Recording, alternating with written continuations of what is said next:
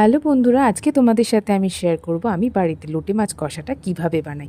প্রথমে দেখো, আমি এখানে লোটে মাছটাকে ভালো করে জল দিয়ে ধুয়ে জল ছড়িয়ে রেখেছিলাম। তারপর এক এক করে মশলা মিশিয়েছিলাম। প্রথমে এখানে দিয়ে দিয়েছিলাম নুন, তারপর হলুদ গুঁড়ো, তারপর আমি এখানে লঙ্কা গুঁড়ো মিশিয়েছিলাম। তোমরা চাইলে যদি কম ঝাল খাও শুধু লঙ্কা বাটা দিতে পারো, আর কাশ্মীরি লঙ্কা গুঁড়ো রঙের জন্য দিতে পারো। যেহেতু আমরা ঝাল বেশি খাই তাই দুরকমই দিয়েছিলাম।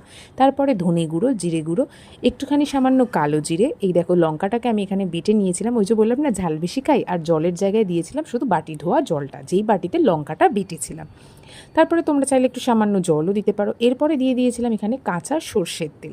কাঁচা সর্ষের তেল দিলে কি হয়, ফ্লেভারটা ভীষণ ভালো হয় আর কষেও খুব ভালো। এরপরে কাঁটা চামচ দিয়ে আস্তে আস্তে আমি মাছগুলোকে উল্টে পাল্টে সুন্দর করে মিশিয়ে নিয়েছিলাম।